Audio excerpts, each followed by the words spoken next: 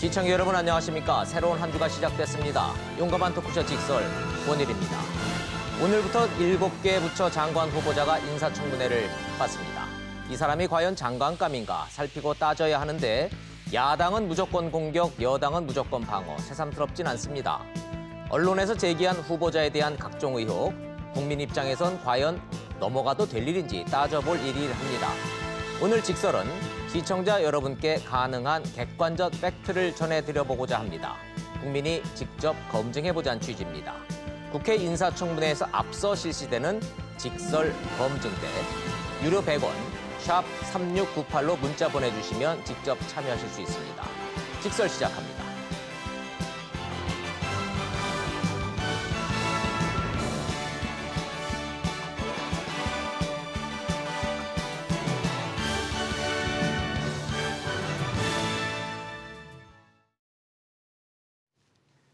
함께해 주실 패널 세 분 소개하겠습니다. 이종근 전 데일리안 논설실장님, 김상진 건국대 교수님, 김상일 시사평론가님 세 분 모셨습니다. 어서 오십시오. 안녕하세요. 네, 안녕하세요.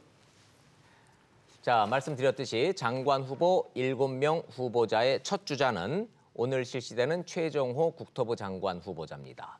부동산 주무장관인데 부동산 의혹이 쟁점입니다. 어떤 내용인지 보시고 토론 시작하겠습니다. 오늘부터 시작되는 국회 인사청문회 첫 주자는 최정호 국토부 장관 후보자입니다. 부동산 정책을 총괄해야 하지만 지명 직후 제기된 의혹은 하나같이 부동산 문제입니다. 2주택자 신분을 유지하다 청문회를 앞두고 한 채를 딸 부부에게 증여했는데 꼼수 증여란 지적이 나왔고 2004년 배우자가 아파트 조합원 권리를 사 이른바 딱지 매매를 한 점, 또 최 후보자가 국토부 차관 시절 세종시 고급 아파트를 분양받은 점 등이 오늘 청문회 쟁점이 될 걸로 보입니다. 내일은 김현철 통일, 박양호 문체, 문성혁 해수부 장관 후보자에 대한 인사청문회가 열립니다. 김 후보자에 대해선 천안함 폭침은 북한 소행이 아니다, 사드 도입하면 나라가 망한다는 등 과거 SNS 발언에 대해 야당 의원들의 맹공이 예상됩니다. 박 후보자에 대해선 유관기업인 CJ E&M의 사회이사를 지낸 점, 문 후보자에 대해선 장남 특혜 채용 의혹에 대해 질의가 이어질 걸로 보입니다. 모레는 진영 행안, 박영선 중기벤처, 조동호 과기부 장관 후보자 청문회가 열리는데 이른바 현역 의원 불패 신화가 이어질지도 관심입니다. 현역 의원 불패 신화가 계속 이어질지 관심입니다라는 기자의 해석까지 들으셨습니다. 최정호 국토부 장관 후보자부터 바로 시작하도록 하겠습니다. 부동산 카페라는 곳이 있더군요. 찾아봤습니다. 부동산 투자는 최정호처럼, 증여는 국토부 장관 후보자처럼, 저도 국토부 장관 후보자처럼 증여하면 됩니까? 이런 질문들 많이 있습니다. 자, 국민들 반응이 그렇게 좋은 것 같지는 않은데 이종근 실장님부터 좀 여쭤보죠. 네. 국민감정법에 따른 이런 그 의혹하고 네네. 실정법상 인사청문회 부적격 사유하고는 별개 문제죠?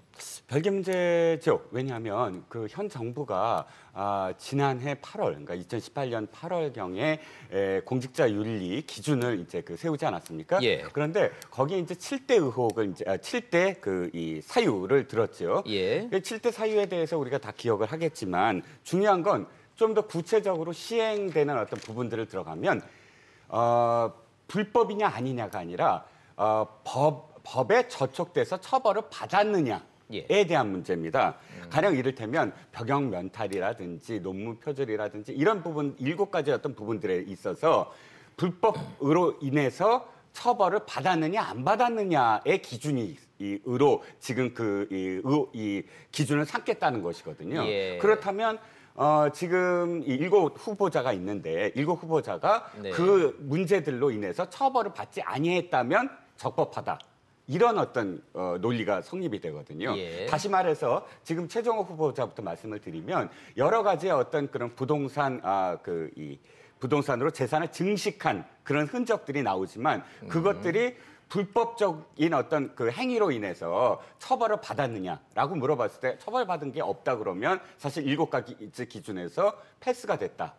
뭐 통과가 됐다. 이런 것이 지금 현 정부의 논리입니다. 자, 그러면 제가 좀 일반인의 좀 언어로 좀 여쭤보겠습니다. 최정호 국토부 장관 후보자면은 부동산 정책 주무장관이죠. 맞습니다.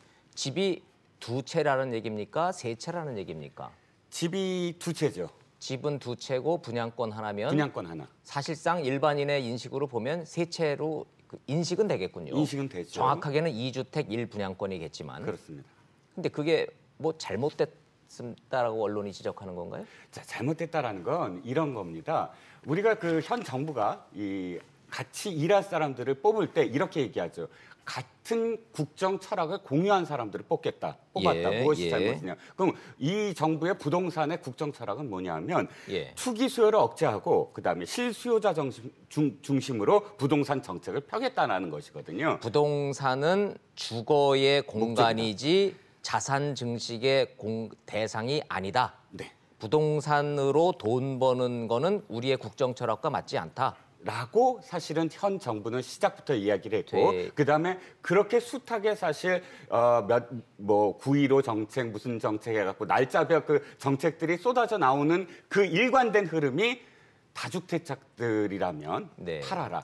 근데 다주택자라도 임대 사업자로 등록을 해주면 그래도 예. 조금은 그러니까 그 면제를 해주겠다 이런 식으로 유도를 했거든요. 예. 그런데 국토부 정책을 그렇게 펴야 될 사람이 만약에 지금까지의 어떤 재산 증식을 이 정부 들어서도 계속 그 재산 증식의 어떤 흐름을 이어왔다면 예. 그건 국정 철학과는 위배된 사람이 아니냐라는 거죠. 그래요. 예, 국정 철학과 맞지 않는 사람을 장관 후보자로 내세운 것이 본질이다. 이런 말씀이신 것 같은데 김상진 교수님과 김상일 평론가님께도 동일한 질문 한번 같이 좀 드려보도록 하겠습니다.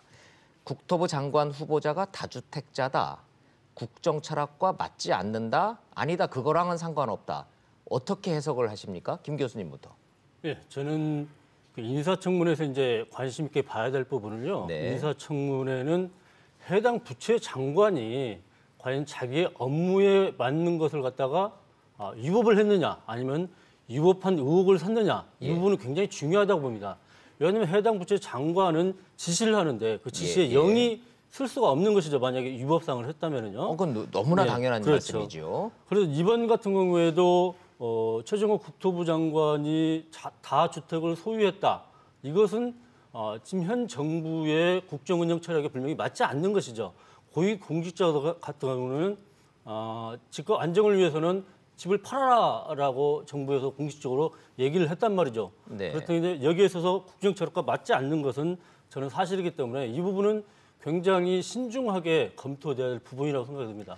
다주택자가 위법이나 불법을 저지른 겁니까? 후보자가? 물론 위법이나 불법은 아니겠죠. 없죠. 그렇지만은 예. 해당 부처 장관의 업무에서 가장 중요한 지시의 내용이 될 수가 있는 것이죠. 장관 후보자가 주택 정책을 펴는 데 있어서 앞으로 다주택자는 집을 팔아야지만 우리 집값이 안정이 된다라고 네. 지시를 하는데 본인이 만약에 주택을 여러 채를 소유하고 있다면 이 영이 서겠습니까? 그렇기 때문에 이 부분은 예. 굉장히 해당 업무상으로서 신중하게 우리가 바라봐야 될 내용이 아닌가 그런 생각입니다. 김 교수님은 뭐 불법이다, 위법이다, 이거 불법은 아니니까 그런 거 따질 게 아니라 적절하냐, 적절치 않냐 해서 영 적절치 않다라고 보시는 것 같습니다. 물론 이제 오늘 그 청문을 해봐야 되지 알겠지만은 본인이 충분한 소명이 되면은 예. 국민적으로 이해가 될 수 있을 정도로 소명이 되면 괜찮겠습니다만은 그렇지 않을 경우에는 심각한 문제로서 제기가 될 수도 있는 내용이라고 봅니다. 좋습니다. 소명이 가능하냐 안 하느냐는 최정호 국토부 장관 후보자의 경우에는 재산 상황이 이미 언론에 다 노출이 됐기 때문에 한번 따져보도록 하죠. 자, 네. 그 바로 직전에 우리 김상일 평론가님. 예. 자, 위법이냐 불법이냐 여부는 뭐 논의의 대상은 아닌 것 같아요. 그렇습니다. 위법도 예. 아니고 불법도 예, 아니니까. 맞습니다. 예. 자, 다주택자로서 장관 후보자가 적절하냐, 적절치 않냐, 요 국민감정법 같은데 맞습니다. 예. 어떻게 보세요? 그러니까 앞서 말씀을 해주신 것처럼은요. 네. 그 정책 방향이라는 게 있는 건데요. 그 정책 방향이라는 것을 밀고 가는 중심에 있는 분이잖아요. 예. 그렇기 때문에 국민 감정, 정서법상은 조금 어긋나 있는 것은 맞는 것 같습니다. 맞다. 네. 그런데 이제 그것이 낙마를 할 정도까지냐라는 정도의 문제는 조금 또 다르게 볼 일이다 이렇게 생각을 합니다. 자, 그러면 뭐 본질적으로 여쭤보죠. 뭐가 뭐 적절치 않고 좀 국민 감정을 건드린 거는 같은데 네, 그건 맞습니다. 그럼 낙마 대상 사유가 됩니까 안 됩니까? 그 정도까지는 직설적으로. 아니라고 저는 생각을 합니다. 이 논거는요. 예를 들어 가지고 이걸 해가지고서 재산을 어마어마하게 불리거나 이런 게 아니라 예. 나름대로 그때그때의 상황에 맞춰서 이야기를 한 것이죠. 근데 그 내면에는 조금 그래도 기왕이면 수익을 좀 올렸으면 좋겠다라는 인간적인 이기심은 있었을 것 같습니다. 그렇지만 어쨌든 그 잠실의 주택을 살 때도 그 아이들의 교육이 좀 서울에서 좀 한번 해보고 싶다라는 그런 마음이 있어서 구입을 했다는 거 아닙니까? 그런데 이제 그때 이제 이런 것들에서 2주택으로 늘어나는 걸 그래도 보정하기 위해서 바로잡기 위해서 집을 내놨는데 또 안 팔렸다. 네. 지금도 집을 내놓고 12월부터 내놓고 있는데 집이 안 팔리고 있다. 이런 이유들은 좀 있습니다. 그렇기 때문에 그 표면적으로는 본인이 이런 정책을 수행하는 데 있어서 조금 국민 눈높이에 맞지 않은 걸 바로잡고자 한다라는 네. 의지는 있어 보이기 때문에 이것이 꼭 낙마까지 갈 사유냐 그거에 대해서는 조금 뭐 논란은 있겠습니다만 그 정도까지는 아니지 않나. 자, 정리를 하자면 국민 눈높이에 맞지 않아서 밉상인 거는 사실이나 엄청난 부동산 투기를 한 건 아니지 않느냐라는 말씀으로 이해가 되는데 네네. 요 대목에서 시청자 여러분들이 동의하시는지 한번 좀 같이 좀 짚어보죠. 자, 이종건 실장님부터. 네. 자, 문제가 되고 있는 구체적으로 얘기를 해보자고요. 잠실 아파트. 전 구체적으로 갭 투자에 있어서는 사실 당시 갭 투자라는 게 이거 아닙니까?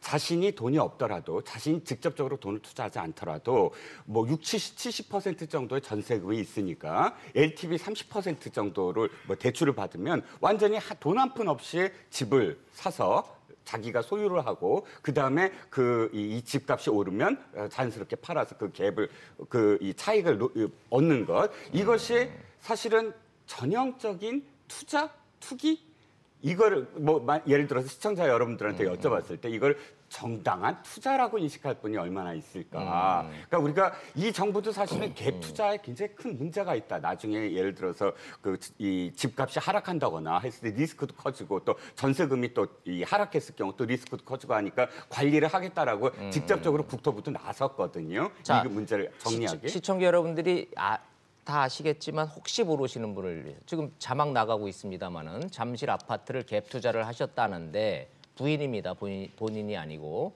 5억 5천만 원짜리 분양을 하는데 전세금 5억 3천이기 때문에 내 돈은 2천만 원 들였고요. 2천만 원 들이고 전세금 끼고 해서 아파트를 산 거죠. 네. 그랬는데 그게 집값이 올라서 지금 시세로 하면은 상당한 한 몇 억의 이득을 올리셨는데 네. 팔려고 내놨는데 안 팔리더라.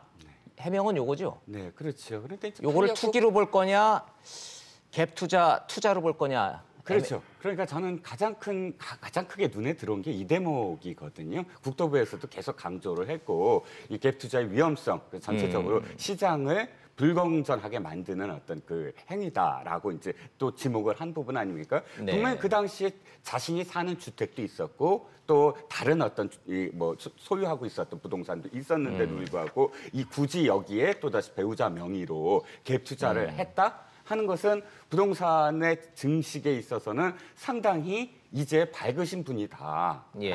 표현할 수밖에 없고요. 이 정부가 계속 이렇게 이 부동산 시장을 고삐를 죄일 때 부동산 전문가들이 권유를 했잖아요. 한때는 똘똘한 한 채, 뭐 이렇게. 네. 그런데 이 최정호 후보자의 어떤 그런 이 전력을 보면 똘똘한 한 채도 못 가진 사람들에 대한 어떤 상실감이 굉장히 커질 수밖에 없는 그런 전력이 아니겠느냐라는 거죠. 자, 좋습니다. 자기 돈 2천만 원 들여서 5억 5천만 원짜리를 샀는데 그게 지금 10몇 억이 돼서 상당한 이득을 냈다. 요거 투자로 볼 거냐, 장관 후보자라서 결격 사유가 안 되는 그냥 정상적인 투자냐, 아니면 장관 후보자가 이런 갭 투자해서 돈 버는 게 이게 말이 되느냐. 샵 3698 문자로 시청자 의견 주시면요. 대충 시청자들은 어떻게 생각하시는지 한번 여쭤보도록 하죠.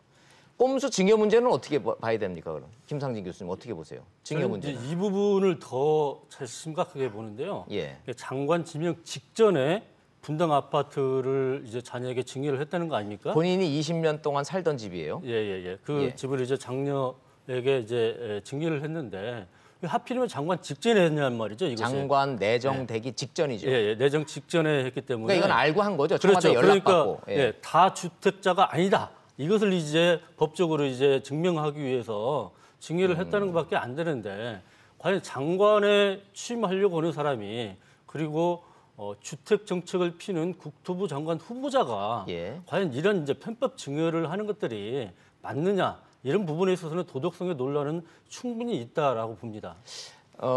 자녀에게 딸과 사위에게 살던 아파트를 증여를 해주고 보증금 3천만 원에 월세 160만 원을 딸과 사위한테 월세를 내면서 산다. 그래서 나는 이 집이 내 집이 아니다. 이 논리인데 이런 방법이 있다라는 걸 알긴 아셨습니까? 누가 제가요? 예. 글쎄 저는 그렇게 살아보질 않아가지고 잘 이런 모르겠습니다. 창의적인 방법을 모르셨다? 예, 저는 모르겠습니다. 김상일 평론가는 이런 방법이 있다라는 거 아셨어요? 세간에? 저도 뭐 이렇게 인지는 못하고 있었고요. 아, 이번 기회에 아시게 됐군요. 네네네. 그렇습니다. 근데 제가 좀 말씀드리고 싶은 건 네. 우리가 경제 생활을 하면서 재산 증식을 좀 원하잖아요. 네. 근데 저희처럼 이게 유리지갑인 그 직장인들은 재산을 이렇게 불리기가 쉽지가 않죠. 그렇기 때문에 생각하는 게 부동산 투자입니다. 그죠? 네. 그리고 그걸 통해서 가장 안정적으로 안심을 하고 확실하게 재산을 불릴 수 있다고 생각하는 분야예요. 그렇기 때문에 그 방식이 1가구한테 1주택만 인정해 줄 것이냐 아니면 2주택까지를 인정해 줘서 재산을 불리게 할 것이냐 이거에 따라서 투자냐 투기냐 뭐 이런 얘기를 우리가 하는 것이거든요.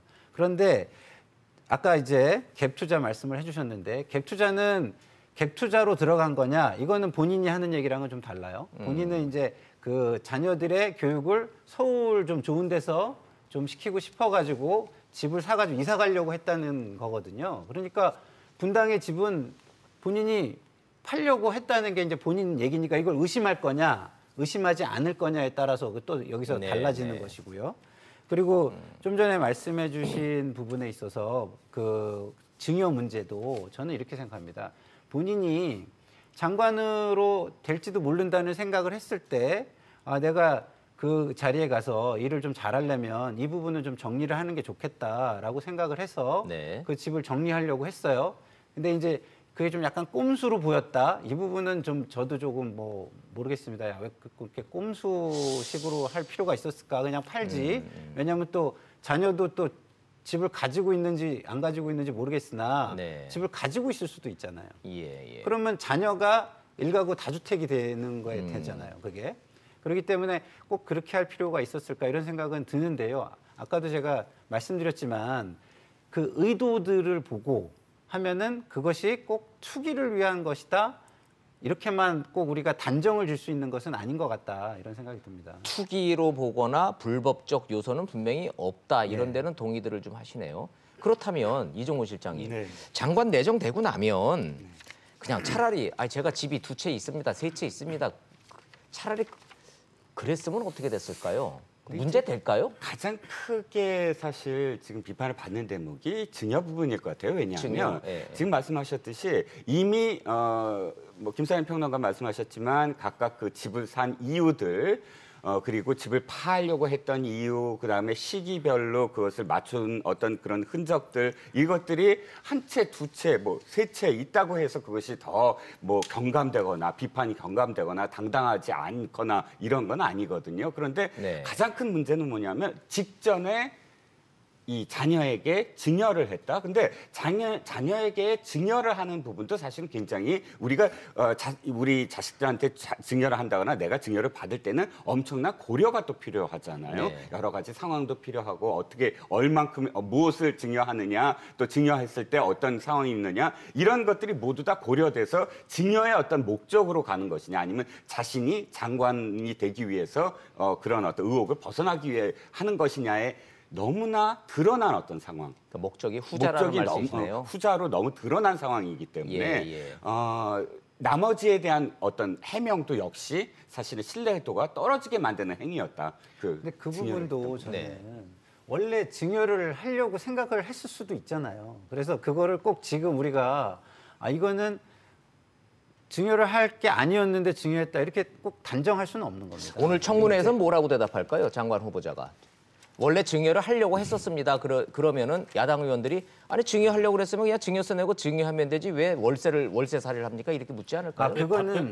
그거는 이제 3, 4개월에 자기가 그 인터벌이 생겼기 때문에 그 기간만 하려고 했다는 거예요, 또. 아, 그렇게 지금 해명하고 있어요. 그렇기 때문에 그 대전에 세종 그쪽에 세종의 집으로 들어가기 전에 한 4개월 정도의 또 인터벌이 생기니까 그 기간 그 다른 데로 가면은 1년이나 2년 전세를 살아야지 한 4개월만 살면은 서로 부담이 되는 거 아니겠습니까? 네. 그렇기 때문에 그 기간 동안 거기서 지내려고 했다는 거예요. 그래요. 풍능아님 말씀에 제가 한 가지 생각이 드는 게 똑같은 자리에서 똑같은 직설 프로그램에서 부동산 정책, 현 정부의 부동산 정책과 관련해서 토론을 할 때 네. 정부 정책 쪽을 찬성하는 분들의 어떤 논리는 부동산은 정말 소유하려고 하지 말고 또 갭 투자도 안 되고 또 우리가 앞으로는 정말 이 부동산에 대해서 생각을 바꿔야 된다라는 논리로 토론을 한 적이 있어요. 그런데 그때 제가 한 이야기가 부동산 한 채를 갖고 있는 사람이 정말로 그 재산을 증식하려고 하는 욕망이 있을 때 그 욕망을 죄악시해서는 안 된다. 그렇죠. 현 정부가 지금 펼치는 정책이 좀 죄악시하게 만드는 그런 정책들이 펼쳐지는데 그렇다면 본인들은 최소한 귀감이 되어야 되지 않느냐. 당시에 청와대에 있는 몇 퍼센트, 예를 들어서 30%, 40%에 있는 분들이 집을 2채 이상 갖고 있거나 혹은 최소한 뭐 분양권을 갖고 있거나 그런 어떤 재산들이 그 이후에 어떻게 됐느냐. 그것을 제대로 이 현 정부의 정책에 맞추어서 발맞추어서 처분을 했느냐. 다시 되물으면 제대로 처분 안 하고 소유하고 계신 분들도 많거든요. 그럼 저는 다시 한번 이 말씀을 드립니다. 적법하지 않았다는 건 아니지만 최소한 우리가 이 공직에 나서시는 분들은 귀감이라는 말, 자신이 무엇인가를 보여줄 때, 나는 최소한 이렇게 살았다라고 해명을 하지 않고, 이건 이렇게 해명하고 이렇게 해명, 그 해명을 듣고 싶은 것이 아니라 이렇게 살았다라고 떳떳하게 정말 귀감이 되는 거 보고 싶은 게 국민들 아니겠습니까? 저는 100% 동의하고요. 먼저 말씀하세요. 아니요. 예. 저도 뭐 거기 말씀에 동의를 합니다. 그러니까 최정호 후보자 같은 경우에는 국토부에서 뭐 기주실장도 하고 제2차관도 하고 공무원 할 때 상당히 뛰어난 분이다라는 인정도 받았던 공무원으로 알고 있는데요. 그런데 어쨌든 간에 김현미 장관도 장관에 취임했을 때 연천에 있는 시골 이주택자였어요. 이주택자로. 근데 그건 소명을 했죠. 그래가지고 시골집을 팔았거든요. 예. 팔았거든요. 근데 사실 고위 공무원들은 지금 우리 문재인 정부의 집값 정책에 있어서 좀 반하는 그런 내용들이 있으면은 미리미리서 정리를 했어야죠. 그리고 집이 한 채인 서민들 같은 경우에는 얼마나 이것이 사실 어려운 부분이니까 고위 공직자들은 강남에 집을 가지고 있으면서 서민들은 집 한 채 사기도 힘들게 만들고 이렇게 감정적인 부분으로 다가갔을 경우에는 장관이 앞으로 어떻게 정책을 펼칠 수가 있겠습니까? 네. 저 국민 여러분들, 시청자 여러분들 이 대목에 대해서 어떻게 생각하실지 궁금하기는 한데 저희가 뭐 여론조사를 해본 건 아닙니다만은 이런 대목들이 인사청문회에서 오늘 아주 뜨거운 쟁점이 될 겁니다. 최정호 후보자가 어떻게 소명을 하고 어떻게 해명을 하는지 저희도 문자를 통해서 들어오는 시청자들 저기를 한번 좀 보면서 가도록 하겠습니다. 그럼 얘기 나온 김에 의외로요, 장관 후보자들의 적정한 재산 규모는 어느 정도면 국민들 눈높이에 맞을까 싶기는 합니다만은 낙마왕이 있습니다. 박영선 의원 같은 경우에는 그동안에 숱하게 많은 장관 후보자들을 하도 낙마를 많이 시켜서 별명이 낙마왕입니다. 낙마를 많이 시켜서. 근데 본인이 이제 그 청문회 대상입니다. 근데 재산이 42억. 42억 신고를 하셨는데 이거 뭐 많다고 해야 되나요? 적정하다고 해야 되나요?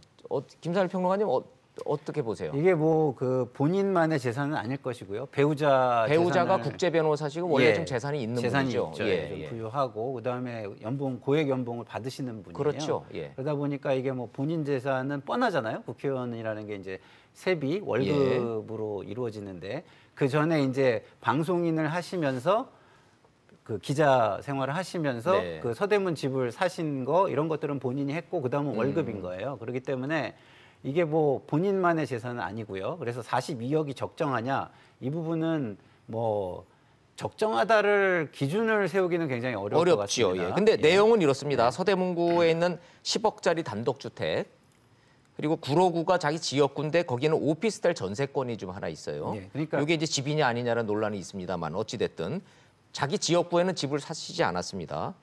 근데 현금 예금이 10억 5천만 원이에요. 10억. 예, 의외로 정치인들이 현금 예금을 많이 갖고 있어요. 이게 부동산이 문제가 돼서 그럴까요? 속사정들이 좀 있죠. 제가 볼 때 아까도 제가 말씀을 드렸지만 본인이 뭐 현금으로 재산을 그렇게 가지기 위해서 그랬다? 그거는 제가 좀 잘 모르겠습니다. 자, 그럼 왜냐하면 요 대목이요. 황교안 대표가 박영선 의원은 집이 네 채입니다 그랬더니 허위 사실로 뭐 고발한다고 막 좀 논란이 좀 있습니다. 실제로 사실관계만 놓고 보면 박영선 의원은 집이 세 채입니까, 네 채입니까, 두 채입니까? 지금 세 채죠, 세 채. 정확하게 세 채예요. 1가구가 세 채입니다. 자, 그러니까 자기 이름으로 돼 있는 서대문에 하나 있고요. 서대문 하나. 예, 배우자 명의로 있는 두 채가 있죠. 하나는 종로에 있고 하나는 이제 일본에 있습니다. 아, 도쿄에 있으니까. 네네. 그럼 해외 부동산도 그 카운트 숫자를 세입니까? 근데 이제 우리의 정책 방향, 국내에 부동산 투기를 하지 말라든가 이런 걸로 하면 좀 약간 동떨어져 있는 것 같긴 한데 그냥 형식적으로 집이 몇 채냐라고 따진다면은 세 채인 건 맞는 것이죠. 전세권은 집으로 안 치죠. 전세권은 집으로 안 칩니다. 내가 구로구에서 오피스텔 전세 살고 있는 거를 집으로 이거를 세는 거는 좀 과도하다 이렇게 얘기해요. 예, 그렇습니다. 그럼 한국당의 주장에서 네 채라고 하는 주장은 사실관계는 숫자는 틀렸네요. 숫자는 틀린 세 거로 채가 보입니다. 맞다. 예, 좋습니다. 김상진 교수님. 네. 자, 박영선 의원의 재산 내역이 청문회에서 쟁점이 될까요? 그냥 대충 넘어갈까요? 제가 볼 때는 재산 신고한 내용과 예. 그다음에 나중에 재산이 증가한 내용이 좀 불일치한 부분들. 그러니까 어떤 한 말씀이신지? 23억 원의 차이가 난다는 거 아닙니까? 신고한 내용하고 최초 신고한 내용하고 네. 실제로 몇 년 국회의원 지나고 3년 지나고 난 다음에 증식된 부분이 차이가 많다. 그렇죠. 예. 재산이 증가된 것을 9억 9천을 신고를 했는데 예. 그렇다면 23억 원을 갖다가 어떻게 썼냐는 것이죠. 근데 23억 원이 만약에 뭐 매년 나누면은 4억 6천을 매년 썼고 월 평균으로는 3,800만 원을 썼는데 이 돈을 과연 어떻게 썼냐는 것이죠. 이제 본인 같은 생활비로 이게 박근혜 정부 때 조윤선 장관 그렇죠. 논란하고 똑같은 메커니즘이네요. 그렇죠. 당시에 이제 박영선 의원이 조윤선 장관을 이렇게 비판을 했었죠. 월 1억 생활비 썼다고 했죠. 그렇게 비판을 했었죠. 근데 본인이 이 부분은 청문회 때 분명히 소명이 있어야 될 겁니다. 이것이 그러네요. 클리어하지 않으면은 굉장히 본인이 그렇게 공격했던 내용이기 때문에 본인이 그거 가지고 조윤선 장관을 엄청 몰아붙여서 조윤선 장관이 당시 진땀을 흘렸죠. 예. 본인의 생활비일 수도 있고 자녀 교육비일 수도 있고 여러 가지 부분들이 과연 이렇게 23억 원의 차이가 나는 것들이 어디에 들어갔는지 이 부분은 근데 좀 소명이 돼야 좀 되겠죠. 바로 잡아야 돼요. 예. 이게 세해 전 23억이라는 거 아니겠습니까? 그렇죠. 세금도 내고. 네, 예. 전. 그러니까 세금을 내고 나면은 이제 23억이 안 되는 것이죠. 이제 그렇게 돈을 많이 버는 분 같은 경우에 최고 세율이 옛날에 40%였다가 42%로 올랐고요. 예. 그다음에 지방세를 포함하면은 한 50% 정도의 세금이 나간다는 거 아니겠습니까? 예, 그러면 절반은 그럼 이제 세금으로 빼면 나갔다 치고. 한 10억 정도에 10억. 이제 이렇게 생기는 건데 그럴 경우에 이제 월 한 2천만 원 썼다 뭐 이렇게 언론에서 지금 이야기를 하고 있습니다. 근데 이제 월 2천만 원이 지금 아들이 정치적으로 굉장히 어려움을 당할 때 네. 남편도 일본으로 쫓겨가고 그다음에 그래서 남편이 아들을 데리고 가고 그래서 일본에서 해외 생활을 중학교 때부터 지금 대학교 때까지 하고 있지 않습니까? 박영선 의원이 무슨 정치적으로 탄압받은 적이 있습니까? 언제? 그 이제 BBK 때문에 그랬을 때에 과거 보수 정부 때 네, 보수 정부 때 이제 저격수 노릇을 예, 하느라고 하니까. 고생할 때 예. 남편과 아들이 해외 생활을 하느라고 생활비를 그렇게 쓸 수밖에 없었다. 저는 그런 부분이 상당 부분 될 거라고 저는 생각을 합니다. 그거는 뭐 그렇게 해명을 할 계획이라는 말씀이시군요.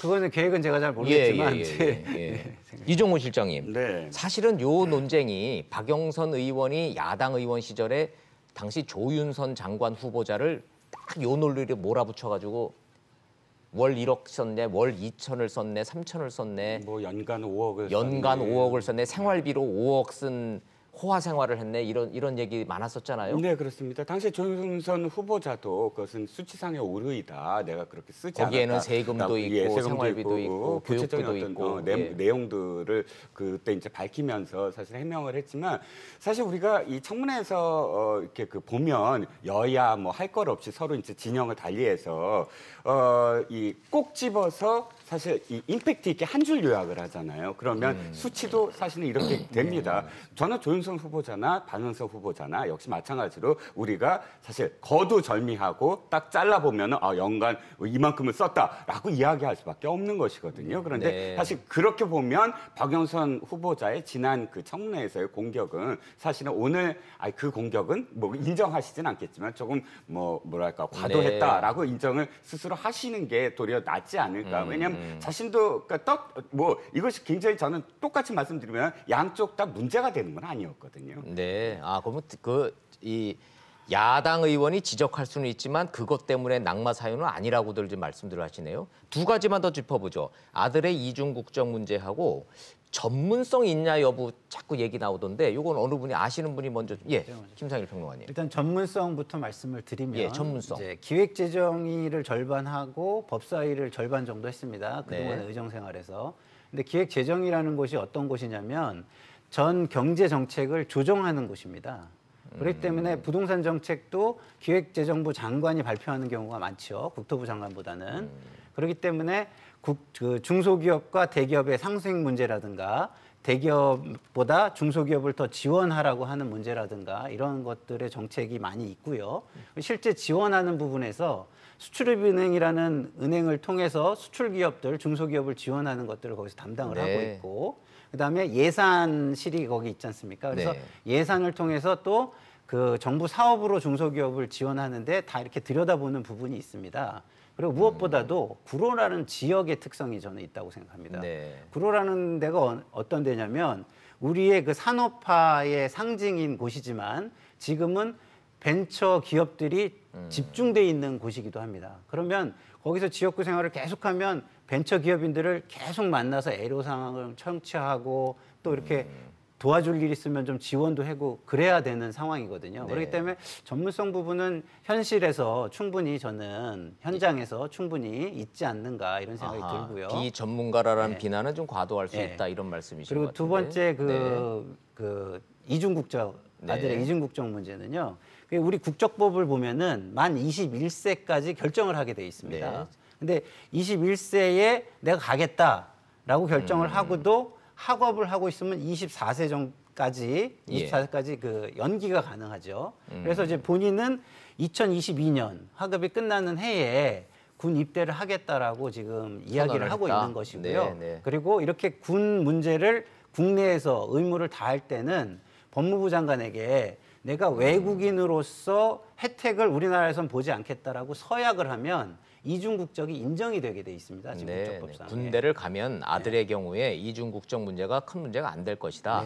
제가 말씀드리면 사실 일부에서는 이제 그 지역구 문제, 이 지역구에 그러니까 구로 디지털 단지가 있기 때문에 중소기업과 벤처기업과 관련해서 이해가 높을 것이다라는 말에 일부에서는 그럼 그럼 중소기업 벤처기업 장관은 판교에서 나올 수밖에 판교 지역구 의원이 나올 것이다. 아니면 계룡산 쪽에 국방부가 있기 때문에 그쪽에 지역구를 둔 분은 국방부 장관을 할 것이다. 한국은행이 지역구인 종로구 의원은 중구 의원은 그러면 이 기재부 장관을 할 것이다. 이런 논리와 다를 바 없지 않느냐. 그건 제가 필요 충분 조건을 얘기한 게 아니고 충분하다고 말씀하셔서 그러니까 이런 어떤 댓글들이 있다라는 말씀을 드리고 싶고요.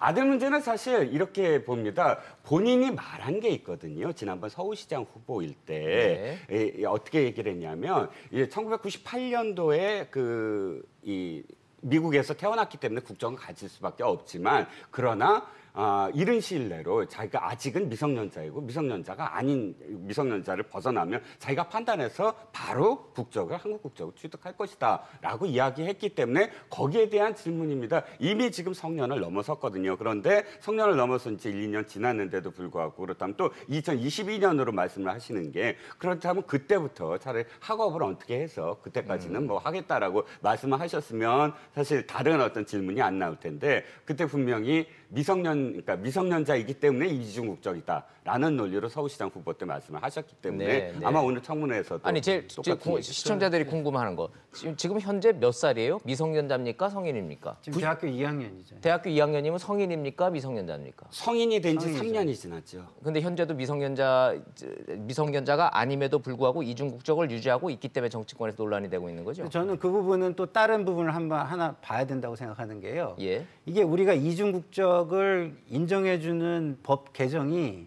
그 이후에 저는 이루어졌다고 보거든요. 그러면 이게 판단을 하는 데 있어서 부모로서도 그렇고 본인으로서도 그렇고 아니 예를 들어서 제가 박영선 의원의 아들이라면 사실은 제 입장에서는 엄마를 위해서 희생을 하는 거예요. 왜냐하면 엄마를 위해서 제가 양보를 하는 거죠. 양보를 하는 건데 양보를 하는 데 있어서 이게 국적을 완전히 포기하지 않고 혜택을 보지 않으면 제가 근데 이중국적을 꼭 유지한다라고 본인한테 확인한 건 아닙니다. 그러나 그렇게 할 수 있으면은 그런 기회가 있으면 그걸 선택하거나 아니면 그게 불가능하면 엄마를 위해서 완전히 포기하거나 이럴 수 있는 거 아닌가요?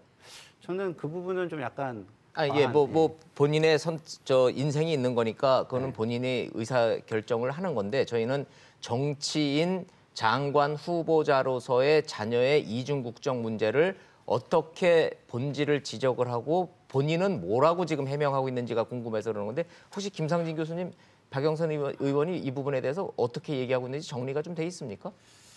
글쎄 이제 좀 혼재돼 있는 것 같아요. 예, 아직도. 혼재돼 있는 것 아들 같고요. 문제이기 때문에. 예, 이중국적 문제는 근데 저는 병역 검사를 2022년까지 연기를 한 상태이기 때문에 예. 당시에 시간이 있죠. 예, 시간이 결정. 있고 예. 그때 받으면은 저는 이게 문제가 해결될 문제인데 왜 이걸 굳이 지금 이렇게 연기를 하고 있느냐 이 부분에 대해서 좀 의구심을 좀 가질 수 있는 예. 부분인데요.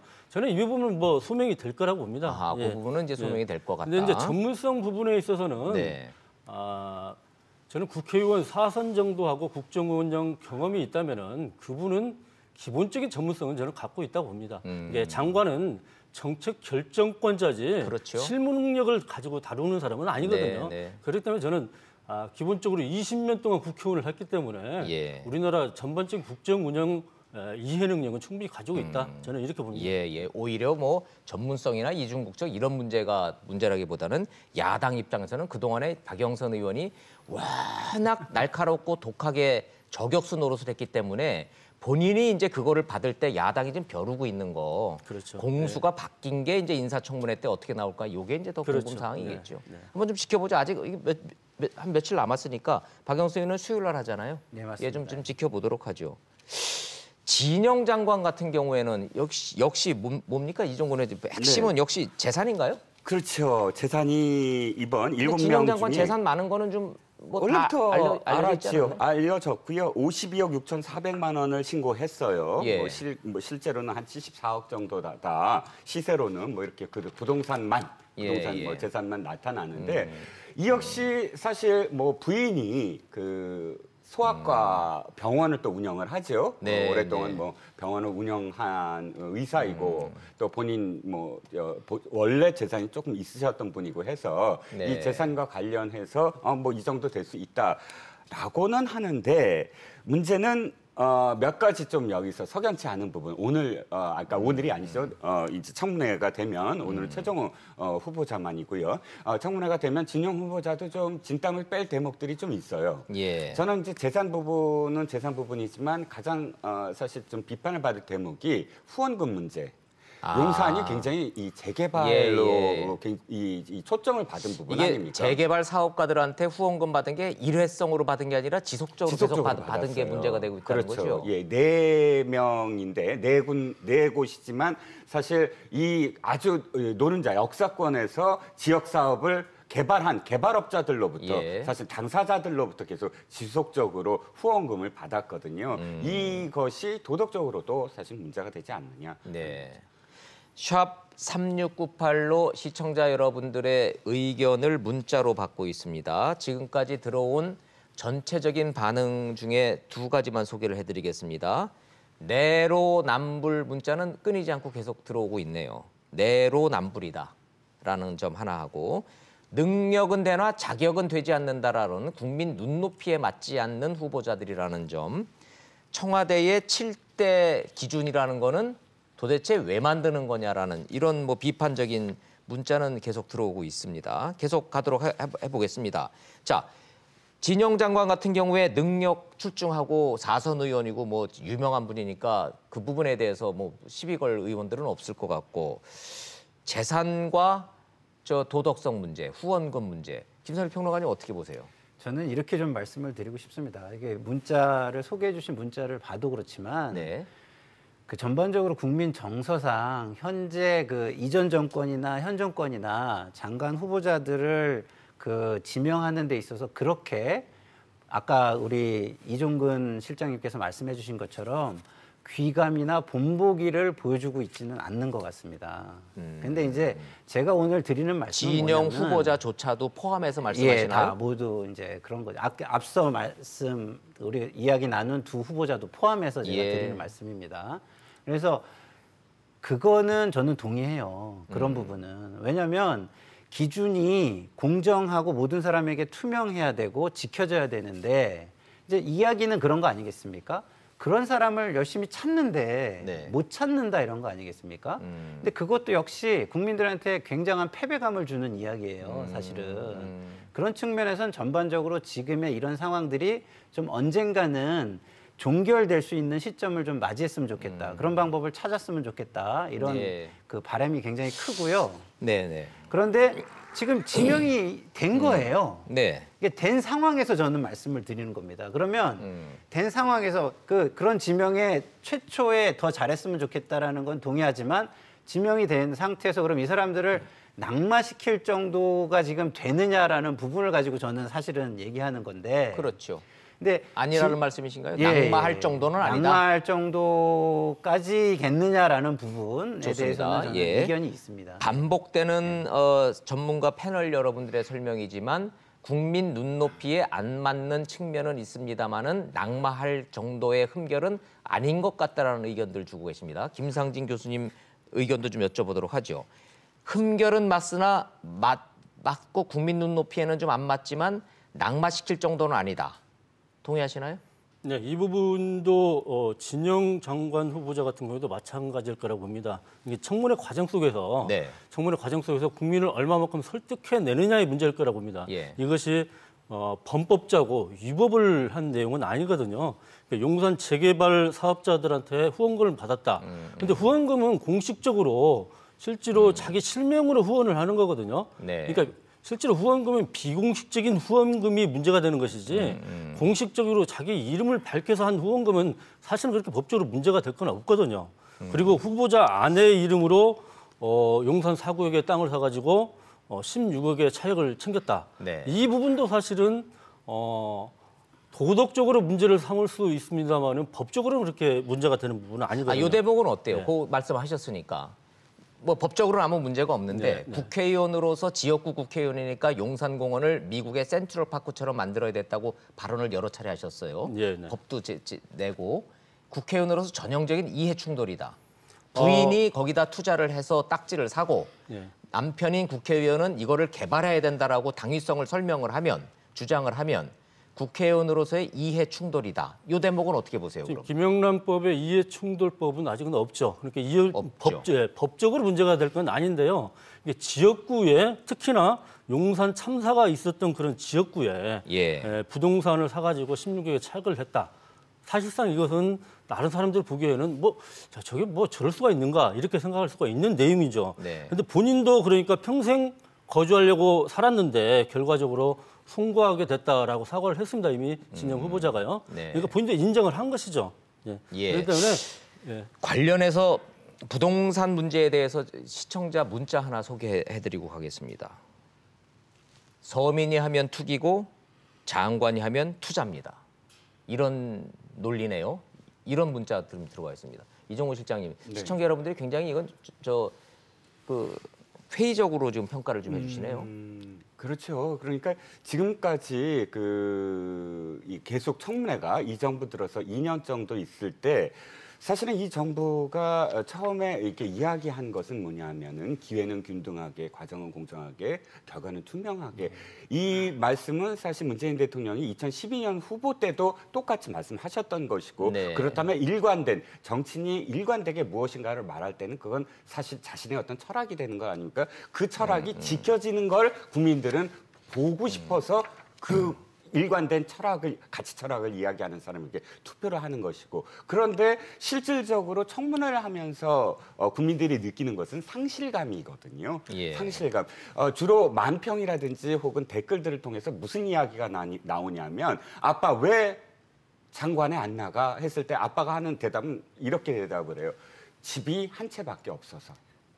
집이 전세 살아서. 네. 무능해서. 무능하게 보여서.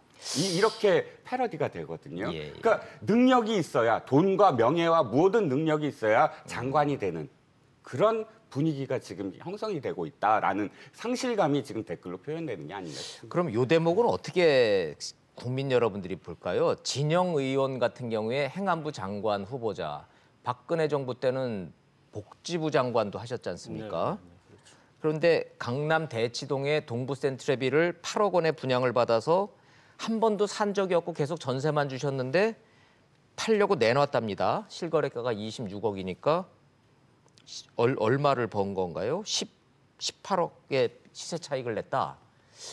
이 역시도 뭐 불법적인 요소가 전혀 없잖아요. 용산이 지역구니까 용산을 떠난 적이 없고 대치동은 투자용으로 그냥 사놨다가 지금 판 건데 김평론가님. 네. 이거 참 이거를 보면서 이거를 박탈감을 느끼는 국민의 시각으로 이거를 봐야 하는지 냉정하게 자본주의 논리로 이거를 평가를 해야 하는지 장관 후보자들에 대한 이 부동산 투자 문제, 시세 차익 문제 요거 어떻게 해석을 해야 됩니까 저희가? 저는 당연히 국민의 시각으로 봐야 한다고 생각합니다. 아하. 공직자니까 공직자가 모든 걸 다 갖겠다. 뭐 돈도 갖고 명예도 갖고 갖고 권력도 모든 걸 갖고. 다 갖겠다. 그거는 말이 안 되죠. 그건 아니다. 예. 그렇기 때문에 고쳐야 되는 관행입니다. 그리고 그 관행을 고치겠다고 이야기했습니다. 이 정부가. 근데 못 고치고 있습니다. 그 부분에 대해서는 책임을 통감해야 된다고 저는 전제를 합니다. 네네. 네. 그러나 그렇다는 이유로 낙마시킬 수는 없다. 그렇죠. 왜냐하면 저 모르겠습니다. 실제 얼마나 검증 능력을 가지고서 검증을 하고 인재를 널리 등용하는 풀을 가지고 운용을 했는지 모르겠습니다. 그 네. 능력은 모르겠습니다. 근데 그 능력이 지금까지는 그렇게 출중해 보이진 않습니다. 예. 그런데 어쨌든 본인들은 뭐라고 얘기하냐? 열심히 찾았다, 열심히 검증했다라고는 말을 해요. 청와대가 다 알고 좀 지명했다는 얘기죠. 예. 그런데 이것뿐이 그러면은 안 되냐? 그러면 이걸 너무 좁게 인력의 풀을 봐가지고 이렇게 된 건 아니냐? 이 부분은 반성할 점인 것 같고요. 그러네요. 그리고 자, 예. 하나만 더 좀 김상지 교수님한테 여쭤보고 네, 가죠. 네, 네. 용산 딱지 사서 10몇억 차익 남기고 대치동 아파트 투자해서 또 10몇억 또 차익 남기고 그래서 재산이 뭐 52억이네 62억이네 이거 뭐 불법적인 요소는 전혀 없으니까 국민 눈높이하고는 맞지 않으나 여전히 그 문제 가지고 낙마시킬 정도는 아니다라는 의견에 기본적으로 동의는 하시는 건가요? 저는 낙마냐 아니냐는 문제는요. 저는 국민이 평가해야 된다고 봅니다. 그러니까 이것을 이제 인사청문회 과정 속에서 진영 후보자가 얼마만큼 국민을 설득해낼 수 예. 있느냐, 설득을 해서 국민이 여론조사 같은 걸 하지 않습니까? 끝나고 나면 예. 여론조사를 해서 그래도 하는 게 좋다라고 평가를 하면은 대통령이 임명을 하는 거고 부정적인 의견이 대다수라 그러면은 낙마해야죠. 본인 스스로가 사퇴를 하는 게 맞죠. 그래요. 근데 예, 재산 진영 문제. 후보자 같은 경우에는 판사 출신의 뭐 박근혜 정부에서는 보건복지부 장관도 했지 않습니까? 당시에 자기 소신과 맞지 않다고 복지부 장관을 네, 그만두고 네. 나온 사람이거든요. 그리고 예. 이번 총선은 더불어민주당으로 입당을 해서 당선이 된 사람이죠. 알겠습니다. 자기의 소선을 그만큼 많이 지켰던 분인데 과연 그동안의 재산 형성 과정을 분명하게 클리어하게 설명하지 못한다면은 장관의 자격으로서는 또한 의문시 되는 부분이 있는 것이죠. 예. 그 뭐 불법이냐 위법이냐 따질 문제가 아니다라는 말씀. 요 대목에서 잠깐 문재인 정부의 장관 지명 7대 기준 다시 한번 보여드리면서 가겠습니다. 한 가지가 좀 달라졌는데 한번 자세히 보시면요. 부동산 투기라는 기준은 사라졌습니다. 병역, 성범죄, 탈세, 위장전입, 음주운전은 다 아시는 거고 불법적 재산 증식으로 바뀌었지 부동산 투기, 투자 이런 단어 자체가 사라졌습니다. 이런 기준에 맞춰서 장관 지명자를 지금 고르고 있는데 샵 3698 문자로 시청자 여러분들의 의견을 저희가 받고 있는데요. 상당수의 문자가 너무나 원색적인 비난 일색이라 시청자 여러분들의 분노와 감정은 제가 충분히 전달받고 있습니다마는 방송으로 전해드릴 수가 없습니다. 없는 게 너무 문자가 많아서 일일이 다 전해드리지 못한다는 점 하고 가겠습니다. 딱 한 분이 있네요. 유일하게 재산 문제로 시비 걸리지 않는 분. 근데 엉뚱한 거 가지고 시비가 걸려서 통일부 장관 후보자 김연철 후보자는 재산 문제 때문에 시비가 걸린 거는 없는 듯합니다. 맞나요, 이정훈 실장님? 네, 그렇습니다. 지금 7분 중에 사실 이 부동산 현황과 관련해서 자신이 신고한 것과 시세와의 어떤 차이 이런 것도 큰 차이가 없고 그래서 사실 부동산 불법적 재산 증식 이것과 관련해서는 가장 자유로운 그런 분이죠. 그런데 의외로 야당은 가장 벼르고 있는 분이 김현철 통일부 장관 후보자죠. 네, 그렇습니다. 그 점이 뭘까요? 그건 한마디로 말씀을 드려서 지금까지 이분이 생각했던 어떤 그런 이 대북관 내지는 대북 통일 정책관 뭐 이런 것들이 어떤 의미에서는 현 정부보다도 더 강경하다는 게 뭐 이렇게 매파로서 강경하다기보다는 조금 더 뭐랄까요? 뭐 진보적이랄까요? 이런 어떤 부분들이 있어서 도리어 예를 들어서 문재인 대통령이 천안함과 관련해서 뭐 인정을 한다거나 혹은 이런 부분 또 그 군인들을 만나는 부분 이런 부분들을 쇼다라고 표현할 정도로 아주 극렬하게 그런 어떤 자기의 시각을 갖고 있어서 문제는 지금 시점에서 그런 분이 통일부 장관이 되는 것이 옳으냐에 대한 진짜 안보관에 대한 문제, 대북 정책에 대한 문제. 지금까지는 개인의 어떤 비리나 혹은 뭐 불법적 재산 증식이라면 이거야말로 가치에 대한 문제, 철학에 대한 문제. 그러네요. 시청자들 문자를 보면은 역시 부동산 문제에는 예민하게들 반응들을 하시네요. 일일이 다 전해드릴 수는 없습니다만 이런 내용들이 좀 들어오고 있습니다. 자, 그런데 김현철 후보자 같은 경우에 예를 들자면 사드 배치되면 나라 망한다 이런 글. 말보다는 글이 더 문제가 되는 거 있는 것 같습니다. 두 분한테 좀 여쭤보죠. 뭐가 제일 문제가 될 것 같습니까? 저는요. 물론 이제 김현철 후보자가 4번 정도의 다운 계약서 논란이 또 있습니다. 그래서 있기는 있죠. 주택 논란이 없는 거 아니고요. 그리고 이제 오늘 조선일보가 보도한 걸 보면 또 유학하는 2 자녀에게 5억 이상을 송금했다 이런 이야기도 있기 때문에 경제적인 부분도 좀 있는데요. 미국을 별로 안 좋아하시는 것 같은데 또 자녀는 미국 유학을 보내셨더라고요.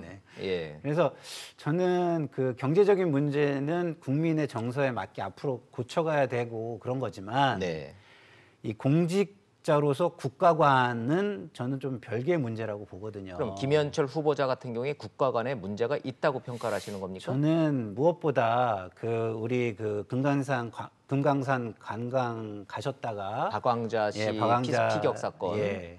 그 건 같은 경우 이제 뭐라고 말씀하셨냐면 통과 의례라는 이야기를 했는데 저도 남북 평화를 존중하고 그걸 지향하고 그다음에 그걸 바라고 누구보다 바라는 사람이지만 국가의 존재 이후의 1번은 국민의 생명을 보호하는 겁니다.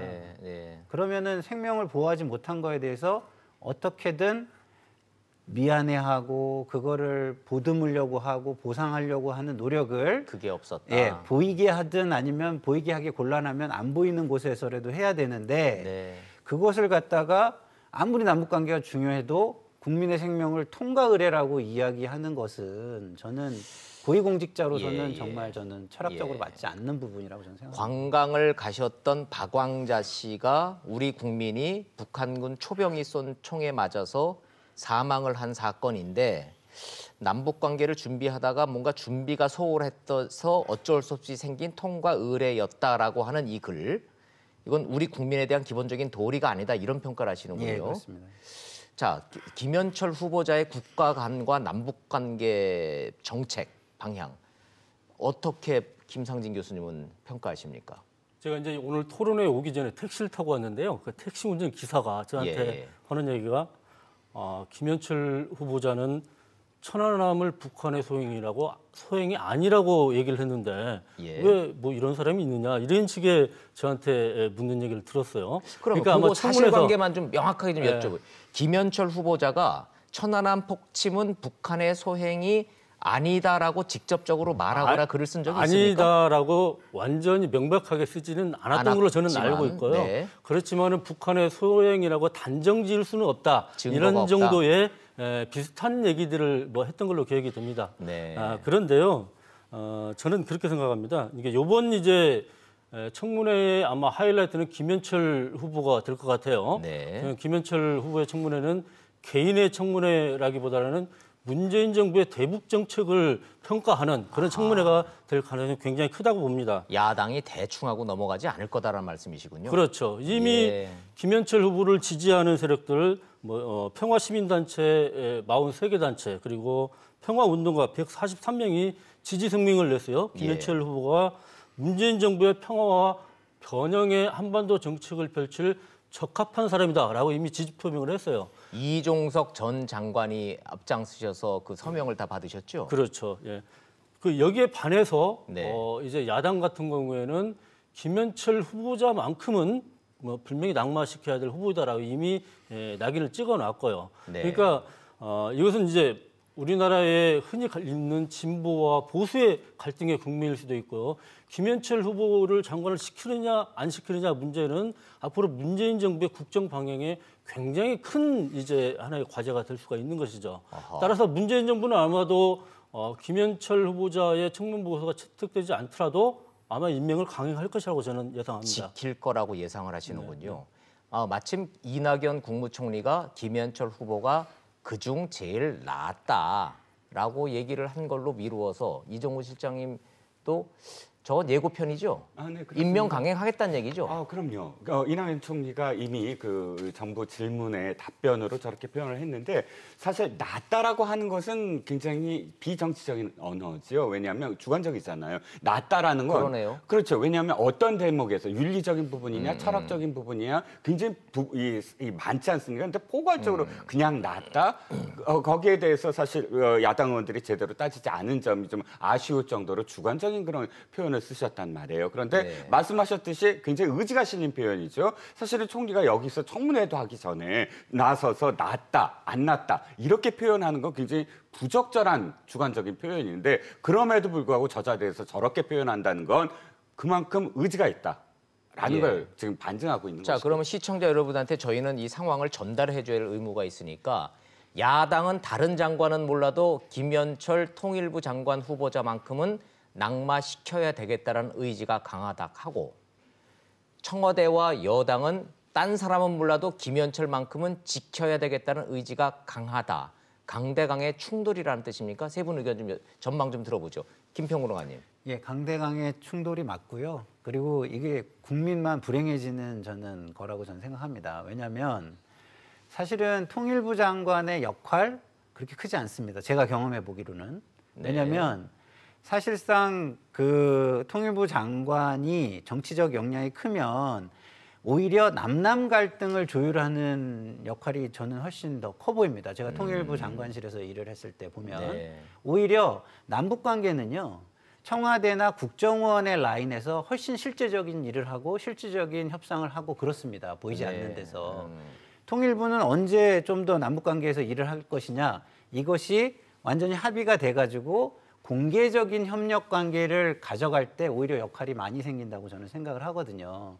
그런 차원에서 본다면 지금 이 시점에서 김현철 후보자를 이렇게 강대강으로 부닥치는 것이 물론 자존심 싸움이겠지만 국민들에게는 그렇게 현실적으로 와닿는 실익이 있는 싸움인가라는 부분에 저는 의문이 있고요. 그렇겠죠. 예, 또 하나 제가 걱정스러운 건 뭐냐면 미국이 지금 차기 대선을 향해서 나가고 있습니다. 네. 그러면 모든 것들이 차기 대선에 맞춰져 있는데 미국은 트럼프가 지금 만약에 궁지에 몰린다 그러면 북한 문제를 활용할 수 있는데 그게 부시 때도 보면 아시겠지만 북한을 때릴 가능성도 발생하는 거예요. 요 시기만은. 그렇기 자, 때문에 그러면, 예. 요 시기에는 조금 더 신중하게 접근할 필요가 있다. 이런 예, 생각이 대북 듭니다. 제재하면 안 된다. 대북 제재 해제가 비핵화보다 앞서 나가야 된다라고 주장하는 김현철 후보자를 이 시점에서 지명하고 밀어붙이는 거는 미국한테 좋지 않은 시그널이 될 것이다. 이걸 걱정하시는 예, 것 맞습니다. 같습니다. 김산진 교수님도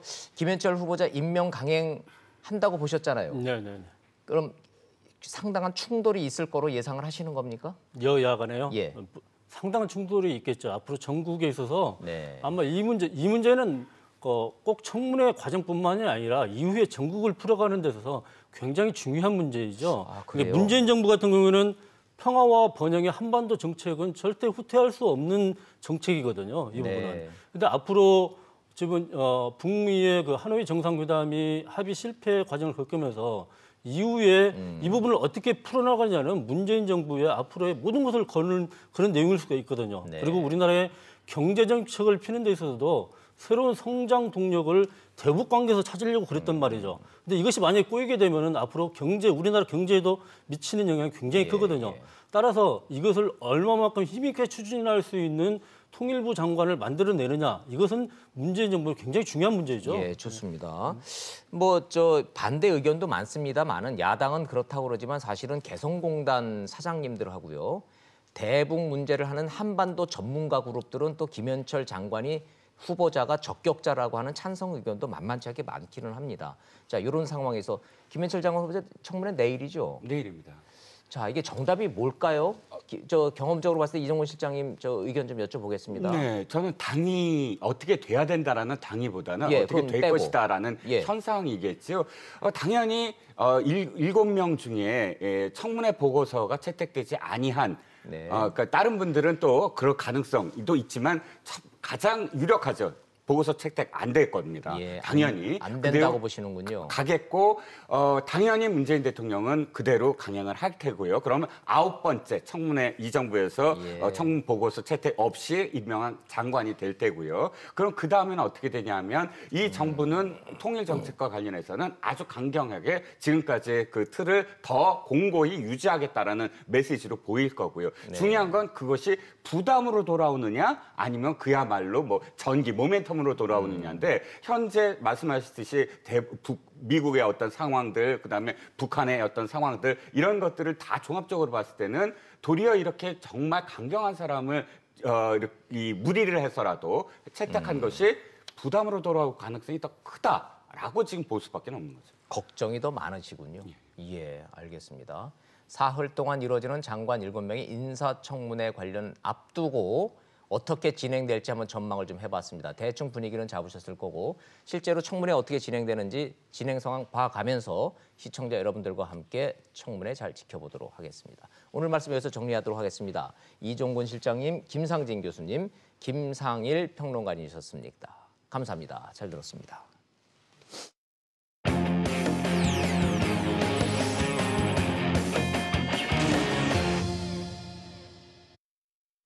또 한 명의 뉴스메이커가 있습니다. 김학의 전 차관.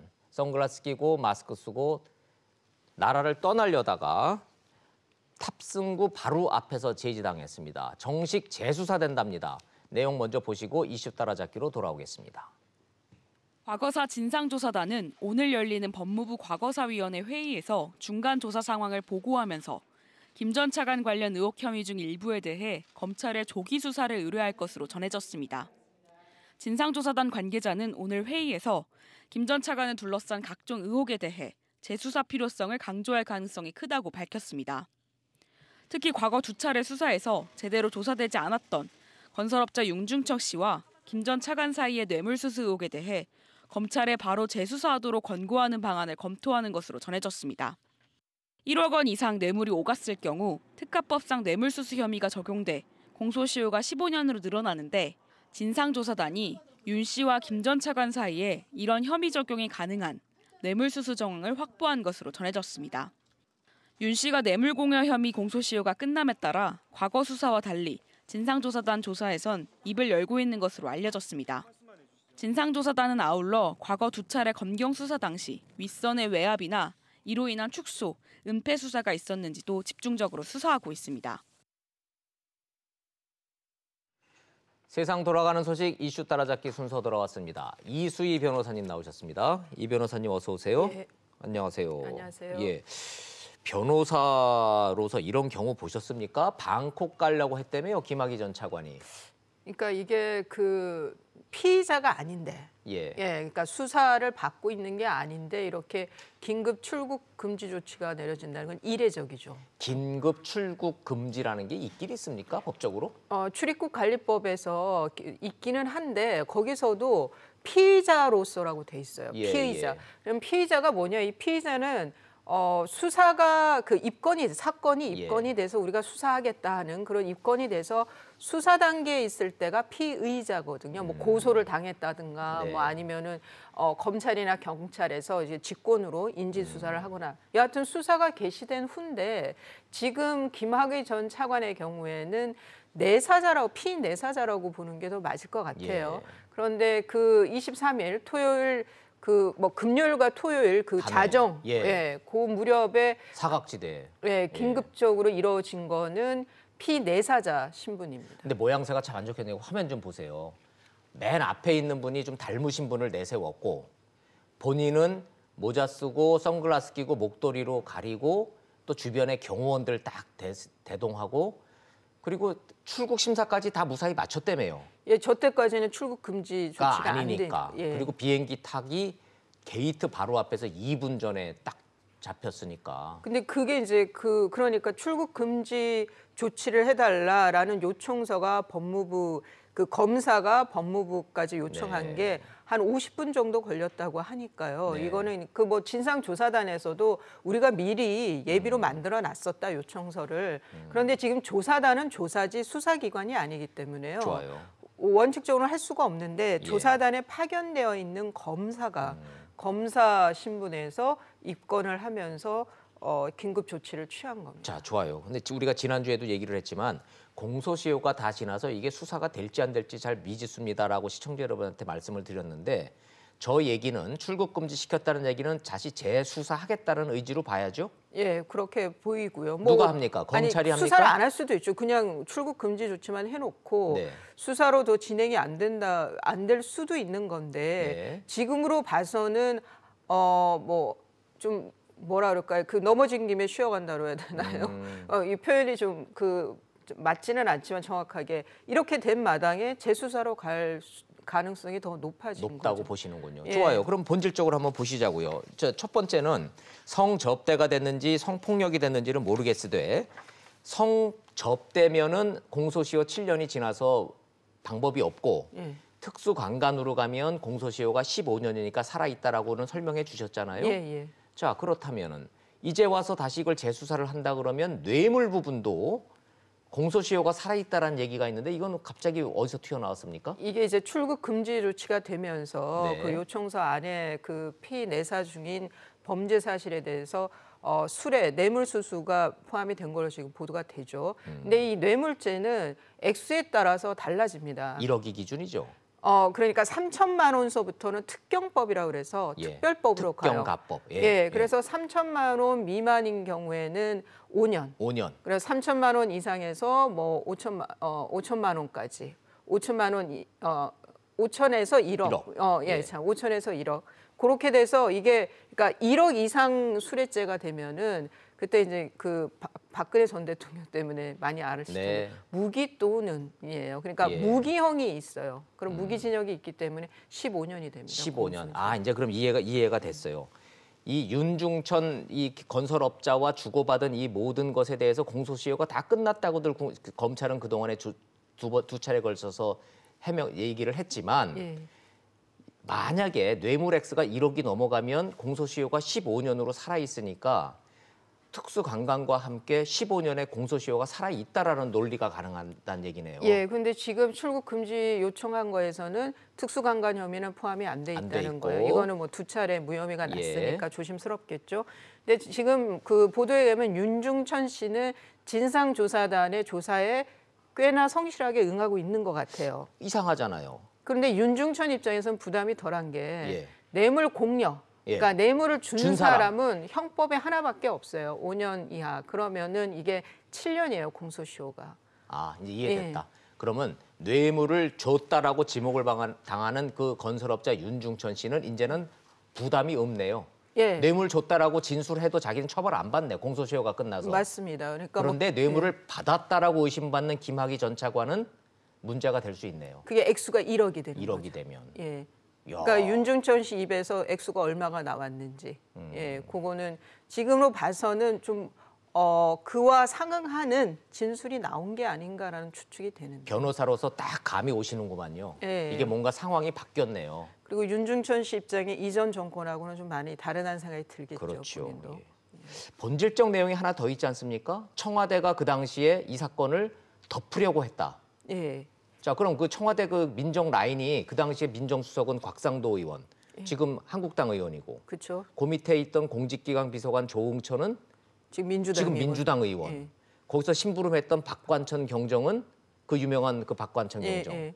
요 세 명이잖아요. 예, 그렇죠. 근데 말이 다 달라요? 그러니까 지금 그 외압 얘기 나오는 게 2013년 3월인데요. 차관으로 임명을 하면서 네. 임명하는 과정에 검증을 할 거 아닙니까? 민정수석실에서. 당연히 해야죠. 예. 그런데 이제 그때 경찰 쪽에서는 우리는 내사 중이다라는 보고를 했다. 민정수석실에. 그리고 뭐 민정수석실에서 뭐 VIP가 관심을 갖는다 이런 얘기까지도 우리는 피드백으로 받았다라는 네. 주장이고 경찰 쪽 관계자는 지금 당시 민정수석실에 있던 지금 거명하신 세 분은 경찰이 거짓 보고를 했다 우리한테 뭐라고? 내사를 하는 게 없다라는 거짓 보고를 했다 이렇게 지금 서로 주장이 완전히 상반됩니다. 그러네요. 근데 어떻게 달라도 이렇게 다르죠? 지금 저 장면이에요. 김학의 전 차관이 차관으로 임명이 됐을 때 시중에 소문이 파다했단 말이에요. 김학의 성접대 동영상이 나돌고 있다라는 소문이. 예. 그래서 경찰이 내사한다고 그러니까 청와대 민정에서는 이게 뭐냐라고 경찰에 문의를 했는데 예. 경찰에서는 우린 그런 거 없다라고 얘기했다라는 게 당시 청와대 라인들의 좀 주장이고 예, 그렇죠. 예. 경찰은 우리는 보고를 다 했는데 청와대가 묵살했다라는 주장이고 예. 그런데 둘 중에 하나는 거짓말이네. 그렇죠. 그런데 좀 뭐 당시 청와대가 좀 이상하긴 하지만 네. 그렇지만 이런 내사 내용이 있다고 했을 때 그걸 강행할 수 있었을까? 그러게요. 예, 그거는 상당히 납득이 안 가고요. 그러게요. 예. 자, 앞으로 요게 재수사가 되면 검찰이 재수사합니까? 특검이 합니까? 지금 그 방법에 대해서 지금 논의가 있는데요. 그러니까 특별 특검을 하기 위해서는 국회에서 동의가 있어야 되는 거고요. 예. 그래서 특임 검사라고 해서 좀 독립적으로 검찰 내에서 그 검사직을 수행할 수 있는 네. 방법도 있는데 그것도 지금 고려 중인 것 같습니다. 그러게요. 자, 이게 박근혜 정부 때 일어났던 일이기 때문에 결국은 당시 법무장관이었던 황교안이 타겟이다. 예. 이런 얘기가 정치권에서는 계속 나돌고 있어요. 이거 파문이 커지겠죠? 네, 그렇게 정치적인 진영 논리로 서로 간에 접근하는 것은 상당히 위험하다. 이거는 정말 그야말로 그 과거사의 검찰의 뭐 낯뜨거운 모습이 될지 예. 경찰의 낯뜨거운 뭐 둘 다 낯뜨거울지는 모르겠지만 좀 그런 그 가치 중립적으로 정치 중립적으로 접근하는 것이 뭐 제가 너무 교과서적인 주문인지 그러게요. 모르겠습니다만. 예, 당연한 말씀이신데 국민들은 하여튼 그런 의심을 좀 하고 있는 것 같아요. 어떻게 되는지 진행되는지 한번 좀 보겠습니다. 자, 김은경 전 환경부 장관 오늘 영장 실질 심사 받는다 하던데. 예, 10시 반에 지금 이제 그 동부지검에 동부지법에 출두를 했는데요. 김은경 전 환경부 장관은 문재인 정부 들어서 임명된 장관이죠? 그렇죠. 그 환경부 장관인데 그 이게 김태우 수사관의 얘기 때문에 그 폭로 때문에 시작이 맞아요. 됐었죠. 예. 뭐 환경부 블랙리스트가 있다. 전 정권에 임명됐던 그 환경부 산하 임원들에 대해서 표적 감찰을 했다. 그리고 뭐 김은경 장관이 말을 잘 안 듣는다 뭐 이런 얘기까지 있었다. 뭐 그런 이제 폭로가 있었는데 거기에 이제 그 검찰이 고발이 됐고 시민단체에서 그러면서 검찰이 수사가 되면서 오늘 처음으로 이제 그 김은경 장관을 직권남용 예, 그리고 업무방해 혐의로 영장을 청구했고 오늘 영장 실질 신문이 있는 겁니다. 좋아요. 그러면 법률적으로 복잡한 내용들은 전문가들 영역으로 넘겨두고 그렇죠. 일반 네. 시청자들 입장에서 김은경 장관이 오늘 구속이 되면 뭘 의미하는 거고 기각이 되면 뭘 의미하는 겁니까? 먼저 기각이 된다라고 하면은 범죄 사실에 대한 소명이 부족하다라고 봐야 될 것 같아요. 그럼 문재인 정부는 블랙리스트라는 게 없다라고 해석이 되는 건가요? 그렇게 볼 수도 있고 아니면은 김은경 장관이 주도적으로 예. 이 블랙리스트라든가 이런 표적 감찰을 관여한 것은 아니라고도 볼 수가 있는 거죠. 오히려 청와대로 불똥이 튈 가능성도 있군요. 예, 그런데 문제는 이제 구속이 됐을 때 인신이 예. 구속이 됐을 땐 상당히 심리적으로 부담을 가지니까 좀 그 토설할 가능성이 자, 높아지잖아요. 그럼 다시요. 예. 다시 정리를 하면 만약에 오늘 영장실질심사에서 김은경 전 장관이 구속이 된다면 법원은 문재인 정부도 블랙리스트라는 게 있었다라고 일차적인 판단이 있다라고 해석 가능합니까? 네, 그렇게 해석이 가능할 것 같습니다. 그런데 이제 지금 현 정부에서는 정권에서는 그건 블랙리스트가 아니다. 체크리스트다라는 데 일종의 말장난인 거고요. 예.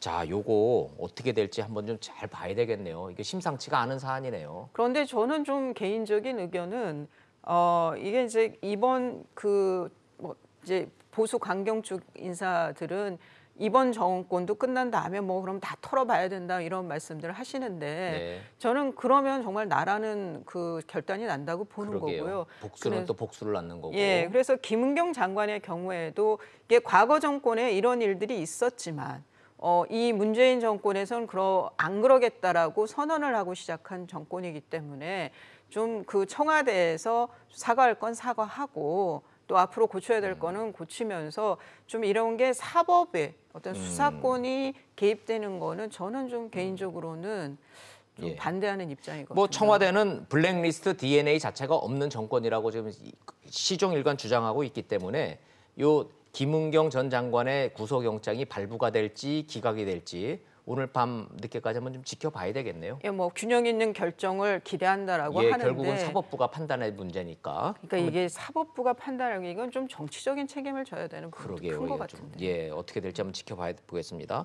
자, 마지막으로 예. 안철수 전 대표 복귀해요? 그 얘기 솔솔 나오대요. 그래서 제가 좀 개인적으로 인맥을 통해서 네. 알아봤는데요. 궁금합니다. 예, 그러니까 이거는 안철수 전 대표를 등에 업고 본인이 정치적인 입지를 다져야 하는 분들의 뭐 그런 희망이다?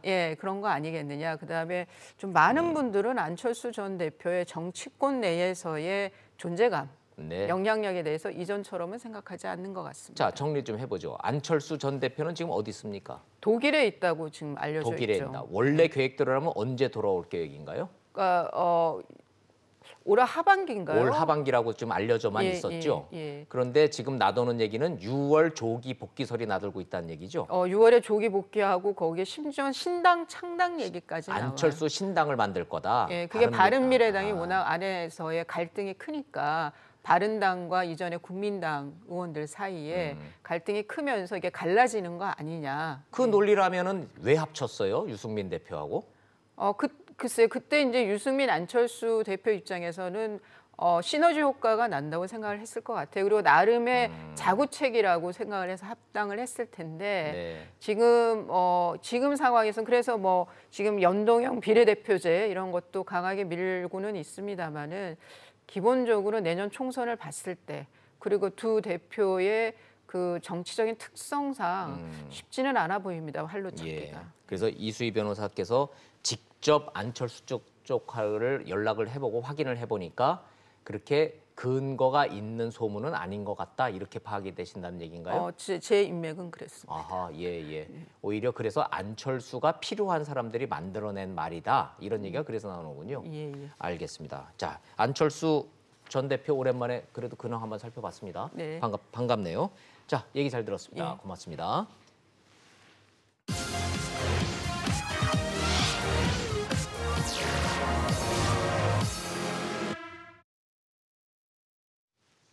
대한민국 장관 아무나 하는 거 아닙니다. 단 하루를 해도 죽을 때까지 호칭이 장관입니다. 근데 지명만 되면 언론에서 제기되는 숱한 문제점. 과거엔 낙마 사례도 적지 않이 있었는데 이젠 그나마도 없습니다. 부적격 판정이 나도 청문 보고서가 채택되지 않아도 임명 강행입니다. 청문회 따로 임명 따로입니다. 야당의 무분별한 정쟁에 굴복할 수 없다는 논리입니다. 꼭 틀린 말도 아닙니다. 문재인 정부 2기 내각, 7명 장관 후보자 역시 결론은 답정너 아닌가 싶습니다. 답은 정해져 있고 청문회는 해야 하니 하는 겁니다. 청와대는 이런 모든 문제점 다 알고 지명했다 하고 총리는 더 나은 사람이 없다고 이미 답을 예고했습니다. 아무리 그래도 몇몇 후보자는 해도 너무한 대목이 있긴 있던데 야당은 팩트만 지적하고 청와대는 청문 결과를 승복해야 하는데 결론은 이미 나 있으니 이런 청문회 매번 왜 하는지 이해가 안 됩니다. 그래도 혹시 모르니 국민과 함께 눈 부릅뜨고 한번 지켜보긴 해보겠습니다. 직설 마칩니다. 시청해 주셔서 고맙습니다.